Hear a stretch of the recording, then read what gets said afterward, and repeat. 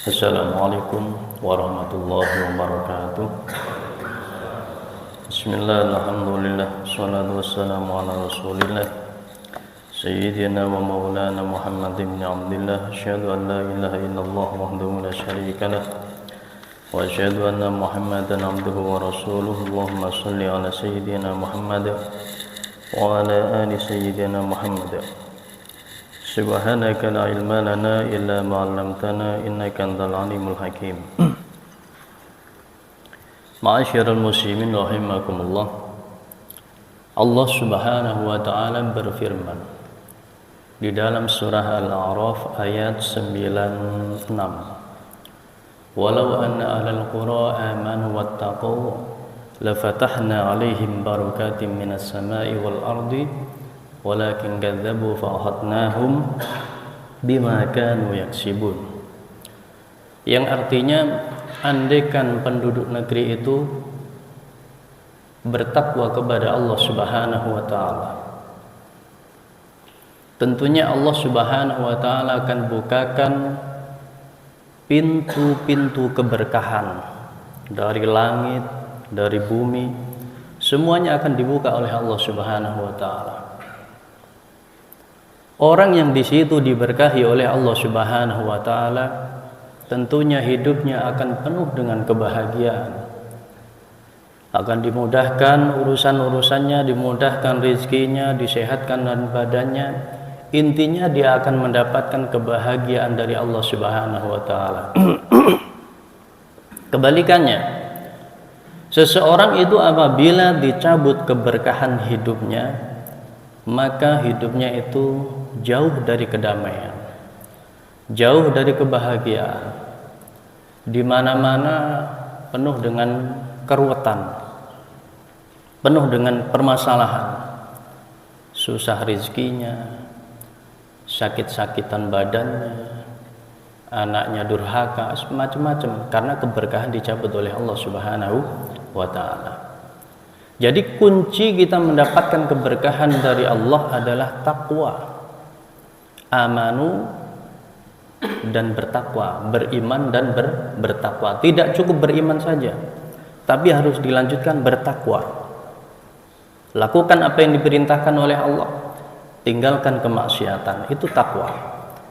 Orang yang bisa menjaga ketakwaannya, maka disitulah orang itu akan diberkahi oleh Allah Subhanahu wa ta'ala. Ma'asyiral muslimin rahimakumullah. Kemudian perlu diketahui, sebab musabab keberkahan itu dicabut oleh Allah, terutama dicabut dari rumah kita.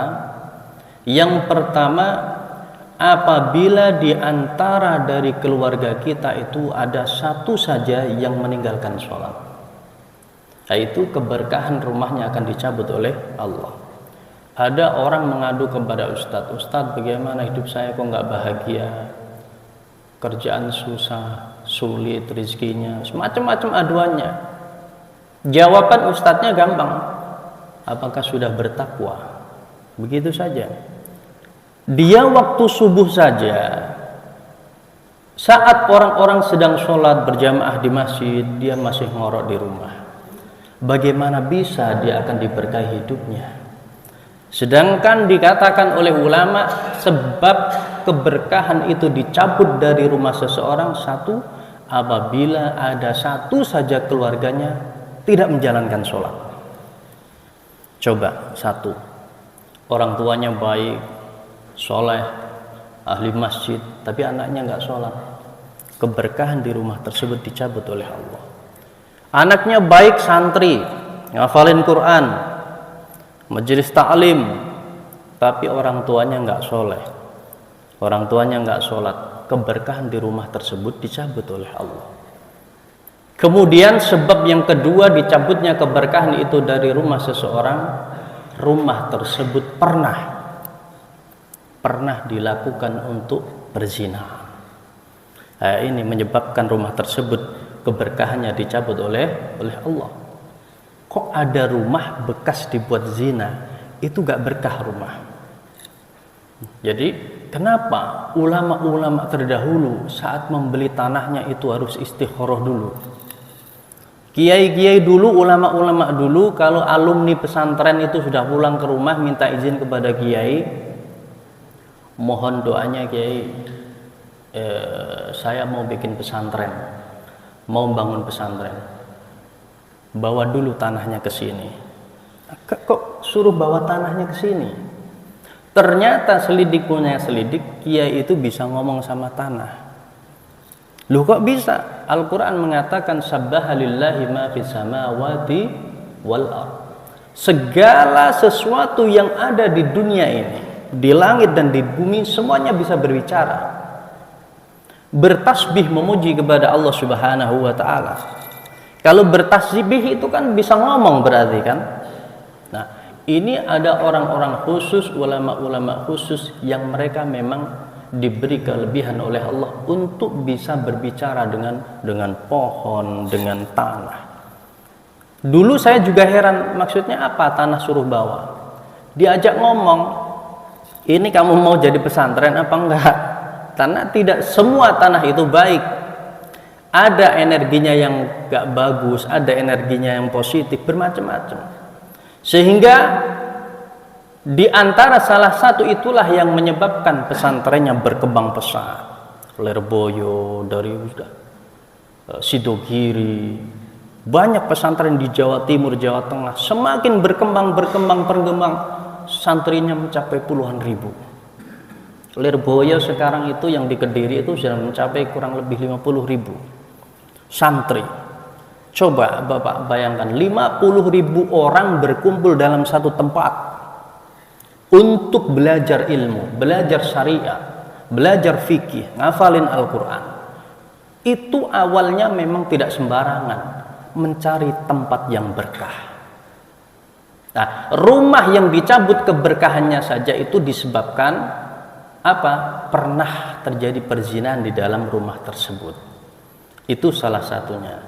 Nah, makanya harus istikharah dulu kalau kita mau bangun masjid, mau bangun rumah itu jangan tempat bekas lokalisasi jadikan masjid ya gimana. Ma'asyiral muslimin rahimakumullah. Kemudian di antara Allah mencabut keberkahan dari rumah itu adalah adanya makanan yang di situ disia-siakan. Ada makanan disia-siakan, nggak dimakan, nggak bisa kasih orang. Nah ini sering nih kayaknya.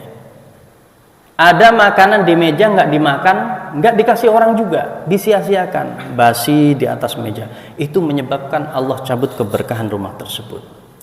Kalau sudah dicabut oleh Allah keberkahan suatu rumah, tidak ada kebahagiaan, tidak ada ketenangan, susah hatinya. Nah, itu efek dari keberkahan yang dicabut oleh Allah Subhanahu wa ta'ala. Untuk itu, jaga diri kita, keluarga kita. Ketahui apa-apa yang menyebabkan Allah itu mencabut keberkahan suatu rumah, dan ketahui apa-apa saja yang menyebabkan Allah itu menurunkan keberkahan dalam suatu rumah, suatu negeri. Yaitu diantara sebab Allah memberikan keberkahan, mencurahkan keberkahan adalah takwa. Kunci takwa itu. Ada orang pengen bahagia hidupnya, zikir ini, zikir itu, tapi dia nggak takwa, masih bermaksiat. Ya, zikirnya hanya cukup untuk bisa menebus kemaksiatannya saja, bahkan mungkin kurang. Pertama itu adalah takwa dulu. Lakukan perintah Allah, tinggalkan kemaksiatan. Itu pasti diberkahi, baru ditopang, dibantu dengan wirid-wirid. Nah begitu. Jangan pengen hidupnya berkah, pengen hidupnya bahagia, langsung zikir ini, langsung zikir itu, tanpa dia takwa terlebih dahulu. Nah, ini kebalik. Pertama dan utama adalah takwa kepada Allah Subhanahu wa ta'ala, kemudian baru dilanjutkan dengan berzikir. Itu baru kita akan diberikan keberkahan oleh Allah Subhanahu wa ta'ala. Demikian, semoga bermanfaat. Wassalamualaikum warahmatullahi wabarakatuh.